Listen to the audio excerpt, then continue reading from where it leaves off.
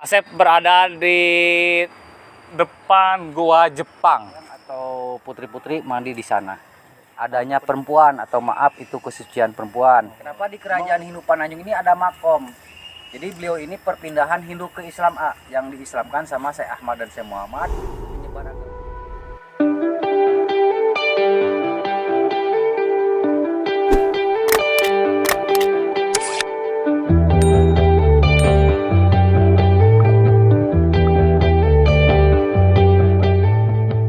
Assalamualaikum warahmatullahi wabarakatuh. Ketemu lagi dengan saya ya, Asep Berlian. Kali ini Asep berada di Pangandaran, tepatnya di lokasi Cagar Alam.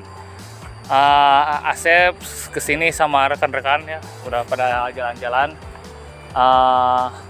Tadi kita lewat pintu barat, kita keluarnya mau lewat timur.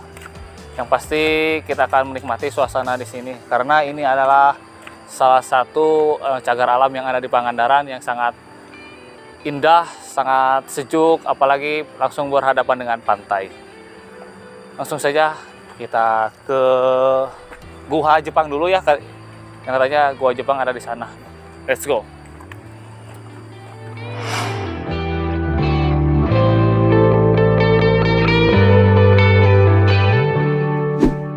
Oke kawan, saya berada di perempatan, di mana ini ada petunjuk-petunjuknya ya.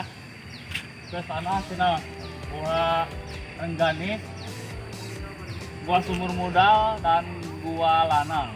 Kita lurus saja dulu ya guys.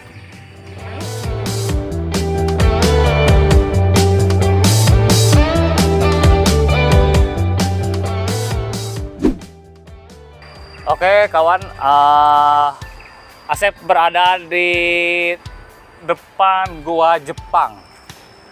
Ini adalah bukti sejarah bahwa Jepang dulu pernah menguasai daerah ini. Bagaimana ke dalamnya ya?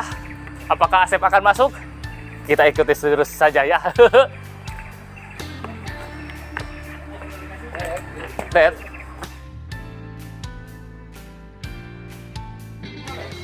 Oke kawan, saya tidak jadi masuk ya, dikarenakan liangnya sangat dead dan becek, dikarenakan kemarin diguyur hujan.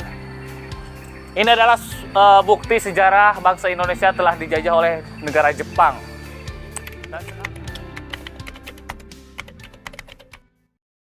Dan kebetulan di sini dibagi dua kawasan, ada kawasan Taman Wisata dan ada kawasan Cagar Alam.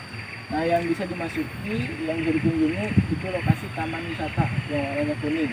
Ini luasnya 30,7 hektar. Di sini ada beberapa lokasi, terutama yang paling dekat dari sini ada Gua Jepang. Nah, ini naik ke atas. Di situ ada Gua Jepang, dan di dalam Gua Jepang itu kita bisa lihat ada yang dinamakan kamar tahanan, kamar penyiksaan, tempat salah satu benteng-benteng pertahanan Jepang dulunya. Nah, kebetulan di sini ada beberapa lokasi juga. Ini ada susu batu kali letaknya di sini. Itu posisinya ada di sebelah sana. Nanti bisa lanjut ke sebelah sana. Itu ada susu batu kali bekas peninggalan kerajaan Hindu. Terus ada ke gua alam. Ada yang namakan Gua Malampir ataupun bisa dikatakan Gua Parat. Gua yang terpanjang. Panjangnya itu 105 meter kedalamannya. Nanti bisa tembus, dan kebetulan di dalamnya banyak keunikan-keunikan batu stalaktit, dan stalagmit. Nah, yang bentuk seperti ada batu unta, batu gajah, terus ada, mohon maaf bukannya jorok ya, ada yang dinamakan batu yang mirip seperti kepunyaan laki-laki dan perempuan, namanya batu jodoh. Nah, terus lagi ada batu yang dinamakan batu pocong sama batu kuntilanak, itu di dalam Gua Miring. Nah, ini ada sebelah sini. Nah, kebetulan di sini ada dua pasir putih jadi kalau misalkan kan kita tadi masuk lewat sini ya. Nah, ini kita ada di sini. Nah, kita kalau mau langsung ke Pasir Putih, arahnya ke sebelah sini, nanti nyebrang itu yang dinamakan Sungai Ciborok. Jadi nanti nyebrang ke sini, ada jembatan. Kalau misalkan nggak mau basah, ini posisinya ada di sebelah sini. Itu lokasi Pasir Putihnya. Nah, kebetulan ini Pasir Putih Barat.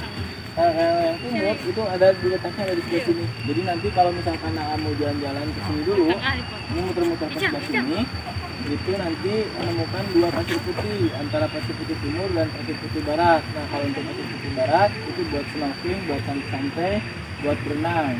Yang bisa lihat kapal yang ditenggelamkan oleh menteri ya, Mbak Susi. Gitu.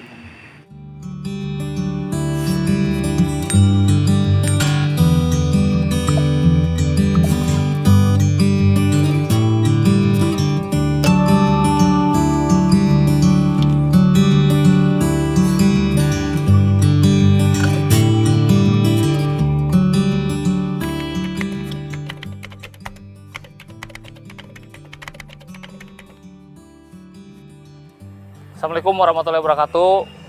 Kali ini Asep akan menanyakan mengenai sejarah Batu Kalde. Wilujeng siang Pak. Wilujeng siang. Pak, ukeun ieu informasi mengenai sejarah Batu Kalde. Panginten kanggo situs Batu Kalde mah ieu teh silsilahna asal usul nami Pangandaran anu kantos diangge ku Antep jejak leluhur. Karena sumber sejarah Pangan itu berawal dari sini, peradaban abad 8 sampai abad 16. Dulunya bukan Pangandaran tapi Pananjung. Dan kenapa disebut Pananjung? Di sini kan terbentangnya dua daratan yang menjerok ke tengah lautan, yaitu Tanjung atau Semenanjung, barat dengan timur. Dibarengi dengan adanya kerajaan ini. Secara kebetulan nama kerajaannya Kerajaan Pananjung yang dipimpin sama Pangeran Anggalarang, kalau istrinya Ibu Dewi Siti Samboja atau lebih dikenal Ibu Dewi Rengganis. Nah, ini di sini juga ada tempat pemandiannya atau taman sarinya dari Kerajaan Pananjung. Cuma lokasinya paling ujung. Itu tempat para dayang atau putri-putri mandi di sana. Nah, untuk peninggalan zaman Hindunya di sini ada yang dikatakan Batu Kalde. Oh, Batu Kalde. Nah, ini kita bisa lihat, ini ada Batu Kaldenya ini. Cuma sebutan Batu Kalde ini ngambil dari bahasa Sunda kuno yang artiannya Tukeldei. Namun di sini karena peradaban zaman Hindu, untuk keldei itu nggak ada, yang ada nandi. Sedangkan artian nandi di dalam buku Hindu itu binatang sapi, binatang yang disucikan atau tunggangannya Dewa Siwa. Depannya Batu Kalde itu ada yoni. Yoni itu tempat sesaji atau tempat peribadatan umat Hindu dan melambangkan adanya perempuan atau maaf itu kesucian perempuan. Cuma untuk lingga pasangannya Yoni saat ini sama orang arkeolog itu belum ditemukan karena diperkirakan masih tertanam di sini. Masih terkubur mungkin. Jadi yang kita injak ini di kedalaman 1 sampai 2 meter tuh masih terdapat bangunan ke bawah. Makanya ini dilindungi sama BPCB dan selalu mengadakan eskavasi atau penelitian sama orang arkeolog. Nah, bila mana lingganya sudah ditemukan, untuk menutupi lubang Yoninya ada sebuah batangan ke atas membentuk sebuah kerucut. Ketinggiannya kira-kira 1 meter. Ini kalau dipasangkan persis dengan Monas menjulang ke atas. Dan untuk lingganya ini melambangkan adanya laki-laki. Jadi ini salah satu bentuk simbolis dari sebuah kehidupan kita selalu berpasangan atau lambang kesuburan. Jodoh ya Pak. Ya. Terus di sini ada batu yang ada baling-balingnya. Di Bali kan rata-rata mereka beragama Hindu. Ini ada batu Padmasana. Hanya beda ejahan. Kalau kita ini Padmasana. Padmasana ini lambang bunga teratai atau tempat duduknya Dewa Matahari. Nah, terus ke belakang saya, kenapa di Kerajaan Hindu Pananjung ini ada makom? Jadi beliau ini perpindahan Hindu ke Islam yang diislamkan sama Syekh Ahmad dan Syekh Muhammad. Penyebar agama Islamnya itu di Gua Parat atau lebih tenarnya yang dipakai syutingnya Malampir. Di sini ada Kiterong Peot, yang sebelah sana Mbah Nurbaen. Kalau Kiterong Peot sendiri ini keturunan dari Kerajaan Sumedang Larang. Nah, karena sebelumnya masyarakat Pangandarannya itu menganut agama Hindu dulu dari Kerajaan Pananjung. Makanya di sini penyebarnya itu ada di Gua Parat yang dipakai syutingnya Malampir. Terus istilah nama Pangandaran itu setelah peradaban modern ngambil dari dua suku kata bahasa Jawa sama Sunda. Pangan sama andar-andar. Pangannya itu makanan, andar-andarnya itu pendatang atau tempat bersandarnya para pendatang. Contoh besar di sini 80% dari ujung ke ujung yang punya hotel perhotelan boleh tanyakan. Oh iya. Terus warung-warung pesisir pantai dulu mah banyak tenda biru. Karena itu menjamur, itu juga kebanyakan pendatang. Kalau penduduk aslinya mayoritas nelayan sama petani, bahkan